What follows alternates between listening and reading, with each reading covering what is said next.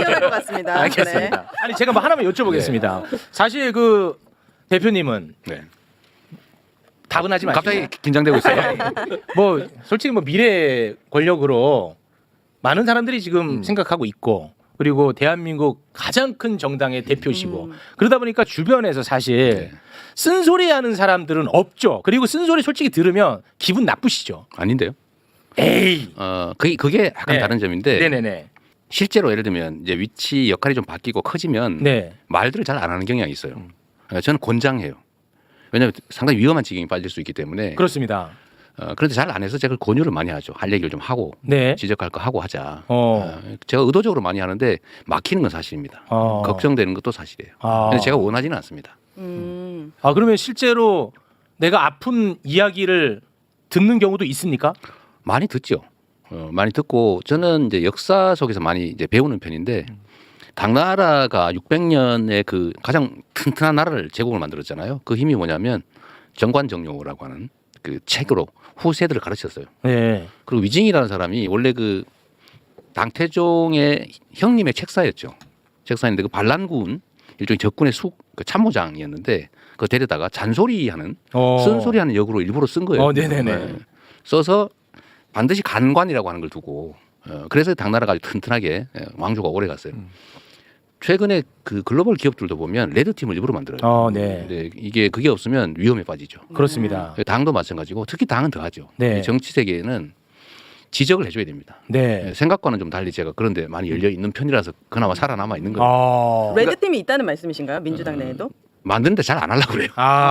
이 최진봉 교수님 같은 분만 있으면 이게 안 되거든요. 위험하죠. 윤회관이야. 그러면 윤회관. 큰일 납니다. 진짜. 근데 제가 그 대표님하고 여러 사람이 모이는 자리에 한번 참석한 적이 있었는데요. 대표님은요 말씀을 많이 안 하세요. 같이 모이면 주로 들어요. 그리고 저는 마지막에 이제 그 하라고 하니까 사람들이 이제 대표님 한마디 해주세요. 그러니까 마지막에 짧게 얘기하고 끝냈거든요. 존경한다고? 그러니까 제 생각엔 그러니까 오해예요, 오해. 그러니까 이재명 대표님 뭐 말씀 많이 하실 거라고 생각하는데 제가 참석해본 경험으로는 네. 말씀을 거의 안 하세요. 그럼 한 듣는 번이잖아요, 근데. 한 번만 보고 판단하시는 두 거예요? 번이에요, 두 번. 두 번. 실제로 제가 제일 우려되는 점들이 그런 거예요. 말을 하지 않는 게 제일 위험한데 특히 권한이 생기면 정말로 주변이 입을 닫기 시작해요. 그렇죠. 네. 근데 그건 거의 인간의 본성에 가까운데 네. 그걸 어떻게든지 하게 만드는 게 진짜 실력입니다. 맞습니다, 실력이고. 진짜. 또 한 가지는 이제 저에 대한 선입관 중에 하나가 뭐냐면 뭔가 일을 정하면 포기하지 않고 해내는 이제 그런 면이 있는데 그 결정 과정은 정말로 치열하게 토론하고 의견 수렴해서 하는데 한번 정하면 네. 정말로 성과를 내잖아요. 네. 그러니까 이 결정 과정은 안 보여요. 그러니까 외화되는 집행 과정만 보이니까 약간 뭐 이런 불도저, 네네네. 전차 같은 느낌을 느낀대요. 네. 결정 과정이 실제 그렇지는 않습니다. 그래서 그 보시면 알지만 결정된 걸 집행하는 과정에서 그 결정이 잘못돼서 문제된 경우는 거의 없습니다. 정말로 치밀하게 토론하고 수용하고 위험성을 다 1, 2, 3 안까지 다 만들기 때문에 네. A, B, C, D 안을 다 만들기 때문에 사실은 실패가 거의 없는 편이죠. 그럼 마음 편히 비판하겠습니다. 꼭 해주시길 바랍니다. 오늘 지켜봅니다. 난 네 가지만 있으면 됩니다. 우리 저 이재명 대표님의 지지자 여러분들, 저는 이제 허락을 받았습니다요. 네. 자유롭게. 네. 자유롭게 갑니다, 저는. 네. 네. 자, 지난 대선 이후 오늘 이제 첫 만남이니까 지난 대선 때 이야기부터 좀 네. 잠깐 좀 해보고 싶습니다.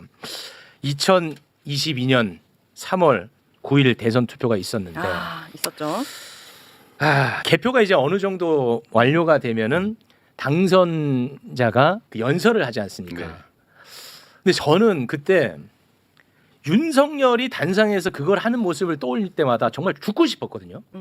정말 너무너무 끔찍했었어요. 네. 그런데 그 끔찍한 일이 0.73%포인트 차로 일어나 버렸잖아요. 그렇죠. 그리고 저는 3월 10일에 방송을 해야만 하는데 저는 아직도 생생하게 너무 힘들었어요. 그날 트라우마였어요. 진짜 너무 힘들었는데 네, 맞습니다. 인간 이재명은 어떠했는지 저 그거 굉장히 궁금합니다. 뭐 아까도 말씀드렸는데 저는 이제 일어날 수 있는 가능한 경우를 다 상정해서 사실 미리미리 대비를 다 하는 편이에요. 네. 그러니까 가장 상황이 좋을 때도 안 좋은 상황이 벌어졌을 경우를 대비를 해놔야 되기 때문에 저는 양쪽을 다 생각해놨죠. 생각해놓고 물론 뭐 다 준비도 하고. 그런데 저는 처음에 개표를 할 때 우리가 많이 앞섰잖아요. 네. 근데 이게 좀 좁혀 들어가더라고요. 밤 12시 넘어 1시 좀 넘으면서 졌구나. 그때는 거의 따라잡힌 상태. 네. 결국은 지겠구나. 그래서 결국 졌고 이럴 거면 깔끔하게 빨리 정리를 해줘야 된다. 근데 미련을 갖게 되면 갈등이 격화되잖아요. 네. 진측은 더보다 미세한 차이로 질 것 같은데 그러면 이제 미련 남고 저쪽은 불안하고 자칫 잘못하면 이게 충돌이 발생할 수도 있어서 제가 빨리 정리를 해준 거예요. 네. 그리고 그쪽이 저는 사실은 저도 걱정이 좀 똑같지. 지금의 이런 상황 비슷한 게 발생할 가능성이 높다라고 그러니까요. 생각했는데 이제 일방통행 때문에 에이. 그래도 우리가 협력하고 우리가 좀 개방적인 태도를 취하면 이제 여야가 서로 역할을 조금씩 나누고 존중하고 하면 상상했던 것보다는 좀 완화할 수 있지 않겠냐 아. 생각을 해서 제가 최대한 여우를 갖춰서 빨리 승복하고 또 최대한 격려해주고 우리 깔끔하게 승복하자라고 했던 건데 지금 생각하면 그때는 뭐 최선의 선택을 했다고 생각하는데 지금 벌어진 일을 보면 하여튼 그 결과에 대해서는 참 가슴 칠 일이죠. 그러나 뭐 결국은 제 잘못이죠. 제 부족함 때문이니까. 이게 선거 과정에 직접 맞상대하셨잖아요. 네. 우리가 보기에도 워낙 자질부족이어서 대통령이 돼도 잘할 거라고 누구도 생각지는 않았지만요. 그럼요. 이런 식의 폭주에다가 나중에는 계엄에 계엄까지 할이라는 건 상상을 못했는데 혹시 선거 패배 후에 저자가 거기까지 나갈지 모른다 그러니까 꼭 계엄이라기보다 완전히 폭주 기관차가 될지도 모르겠다는 예감을 하셨어요? 2022년 연말 정도부터 제 생일날 소환장을 소환을 하더라고요. 아. 그래서 이것도 뭐 좀 아, 그렇구나. 그랬나요? 그리고 이제 막 수사를 아주 가혹하게 하고 아. 막 없는 거 만들고 막 압박해서 일 벌어지고 이런 걸 보면서 이게 이렇게 제거하려고 하나? 그 걱정을 했었고 이제 아시다시피 이제 2023년은 이제 1년 내내 이재명을 잡아넣느냐 뭐 네. 마느냐로 세월 다 보내버렸고 네. 2024년 이제 총선이 되면서 그 언저리에서부터 이 사고를 치겠다. 아. 그래서 제가 사실 2024년 총선 때 정말로 스트레스가 많았는데 만약에 이 총선에서 우리가 지면 과반을 뺏기면 나라가 완전히 망해버리겠다. 네. 지금 이 행정 권력만 가지고도 이 비정상적인 행태를 보이는데 입법권까지 장악하면 완전히 다 뜯어 고치고 완전히 엉망진창을 만들 것 같아서 네. 저는 총선이 정말 스트레스였어요. 그러나 저는 이제 국민들을 믿으니까 이렇게 엉망진창을 하는데 국민들이 또 그쪽을 선택하지는 않을 거다라고 믿기는 하지만 네. 또 모르는 거잖아요. 그렇죠. 막 순간순간 선택하는 과정에서 뭐 지지율이 역전됐다고 그러질 않나, 뭐 그랬었죠. 우리 과반을 뺏길 거라고 그러질 않나. 그 와중에 어쨌든 유시민 그 작가님하고 여론조사 꽃 이런 게 네. 많이 도움이 됐죠. 아. 많이 도움이 됐고 총선 전에 제가 이미 이 계엄 얘기를 그때는 경비 계엄, 경찰에 군이 치안 지원을 하기 위한 작전을 짜고 있다 이 얘기는 내가 들었는데 계엄을 해서 영구 집권을 하려고 그러는구나 네. 라는 생각을 했죠. 아. 결국 막 계속 내리막이었던 거예요. 그렇습니다. 그 낙선하신 0.73%로 낙선하신 아, 다음 대선 날 때. 네. 통화를 했어요. 오. 대표님하고요? 네. 아, 두 근데 분은 전화 별로 안 받는데 받았던 사람 중에 그냥 한 분. 너무 억울해가지고 제 마음에 가까워 둘이. 아니 그러니까 너무 억울해서 제가 막 울었어요. 너무 분하고 억울해서 네. 아, 공직으로 갈 줄 알았는데. 왜 이러세요? 근데 왜 좋아하세요? 아니, 그게 아니라고요. 시반 좀 이상한 것 같아요. 근데 의외로 대표님이 진짜 아까 의외로요, 진짜로? 아니 담담하게 아, 진짜요? 진짜라니까 그거는? 아니 뭐 이게 사적인 와, 전화니까 충분히 진짜? 뭐 만약에 갑 선생님이 얘기했던 것처럼 정말 그 생각했다면 저 사람 큰일 날 사람 이런 얘기 하실 수 있잖아요. 그런 얘기 전혀 안 하시고 가능한가? 본인이 부족해서 그렇게 됐습니다. 미안합니다. 그러는 거예요 저한테. 와, 내가 얼마나 진짜? 황당하겠어요. 우리는 그러니까 보는 사람은 너무 막 화가 나잖아요. 어떻게 이런 일이 벌어질 수 맞아요. 있을까? 그리고 여론조사 그 방송 여론조사도 거의 붙어 있었고 어떤 건 또 앞서는 것도 있었잖아요. 그러니까 기대를 하고 있었는데 그런 경우가 나오고 또 윤석열 같은 사람이 아. 대통령이 된다는 게 대한 분노감이 차오르는데 그게 크죠. 근데 대표님은 그때 정말로 담담해. 담담했어요. 그러니까 저는 우는데 와. 본인은 그냥 가만 집에서 계시더라고. 혼자 아니, 오신 거 아니죠? 아니 제가 그 뭐 그 비밀입니다. 좀 궁금한 게 3년 전에 대선 후보 이재명과 네. 3년 후 대선 후보 이재명이 가장 크게 달라진 점이 있다면 어떤 게 있을까요?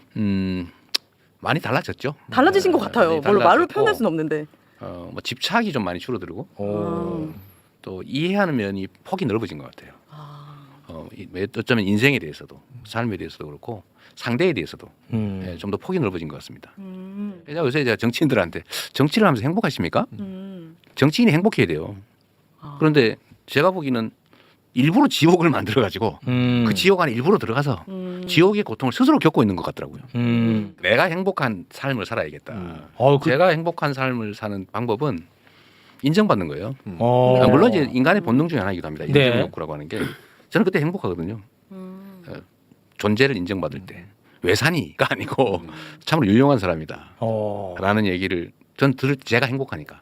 아니 근데 뭐 이야기 계속 나누겠습니다만 그 동안에 이렇게 일만 정리해봐도 이건 행복하고는 가장 거리가 먼 삶을 사셨어. 삶이거든요, 진짜로. 맞아요. 아니 근데 진짜 야 그래 뭐 나 정도면 행복하다 이런 생각을 하고 지금 정치를 하고 계시는 거예요, 실제로? 지금은 아니죠. 아니죠. 네, 이거 그럴 수가 없죠. 과정이고 네. 사실은 엄청나게 고통스럽기도 아, 하고 이건 힘들기도 못 견뎌. 한데 목숨이 왔다 갔다 아니, 하기도 못 하고. 견뎌 이거는. 근데 생각해 보면 제가 성남시장 때가 제일 행복했어요. 아, 그래. 지금도 그 얘기하면 남들이 그래요. 그 얘기할 때 제일 행복해 보인다. 아 그렇습니까? 네. 근데 곧 그런 시절이 올 수도 있지요. 다시 성남시장 하시게요? 그건 아니시죠? 거기에 돌아가기 어려울 것 뭐 하는데 지금? 아니 너무 좋아하신다고 경험 대통령도 하고 성남시장도 할 수도 아 있나요? 이거는 정말 오윤회만 할 수 있는 발언입니다. 네. 제가 아쉬운 게 또 하나 뭐냐면 바로 사색됐습니다. 경기도지사를 알고 생각해 보니까 3년밖에 못 한 거예요. 네. 아 네. 3년 한 4개월 했나 그 정도. 되게 아쉬워요. 아 그렇습니까? 네. 너무 짧은 시간. 저는 사실 그때 당시에 꼭 대통령 선거 나가겠다 생각하지 않았거든요. 아 그래요? 네, 갑자기 온 거예요. 맞아요. 아. 그때 재선하는 게 제 목표였어요. 아 그랬습니까? 그랬으면 인생이 좀 편했을 텐데 아. 인생이 마음대로 안 되죠. 그러니까. 자 그러면 네. 대선 이후에 굵직굵직한 행보들만 짧게 좀 정리하고 네. 궁금한 건 이제 다 한번 쏟아서 네. 여쭤보도록 하겠습니다. 대선 이후에 이제 그 보궐선거로 국회에 바로 네. 입성을 합니다. 그게 불과 6월이야 6월. 그리고 이제 당 대표가 또 바로 8월에 됩니다. 그래서 그 당시에 비판도 굉장히 많았습니다. 많았죠. 네.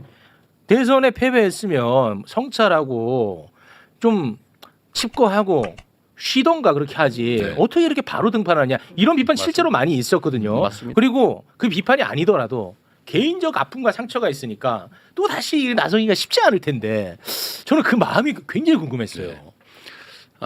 원래 기존 문법에 의하면 큰 선거를 치고 나면 잠시 퇴장하는 거예요. 맞습니다. 퇴장하고 본인을 다시 이제 추슬리기도 하고 또 한편으로 보면 정치권에서는 다른 사람에게 기회도 주고 또 한편 책임도 지고 그래서 물러나는 게 일반적인 문법이었어요. 네. 저도 그 고민을 안 한 건 아니죠. 아. 안 한 건 아닌데 한 석 달 사이에 다시 출전을 했잖아요. 네. 그 석 달은 엄청 괴로운 시간이었던 건 사실이고.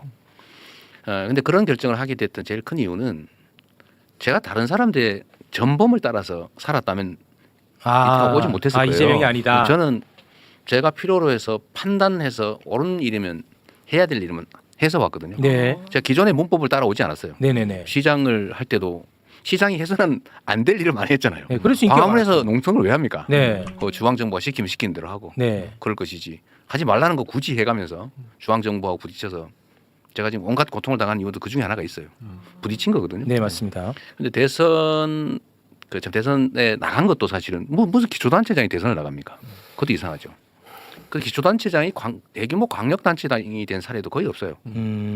그런데 도전해서 어쨌든 사람들의 기대를 좀 채웠는데 제가 생각했던 거는 일단 윤석열 후보한테 졌는데 결코 잘할 것 같지가 않아요. 아. 매우 위험한 상황인데 저는 역사책을 꽤 많이 보는 편인데요. 네. 전략서라든지 심리학 뭐 이런 걸 책을 좀 많이 보는 편인데 이게 대규모 전쟁에서 지고 난 다음에 그 이긴 쪽이 잘하면 다행인데 만약에 그 국가나 공동체를 제대로 이끌어가지 못할 때 상대 진영이 완전히 지리멸렬해 버리면 큰일 나는 수가 있다. 큰일 나죠 실제로.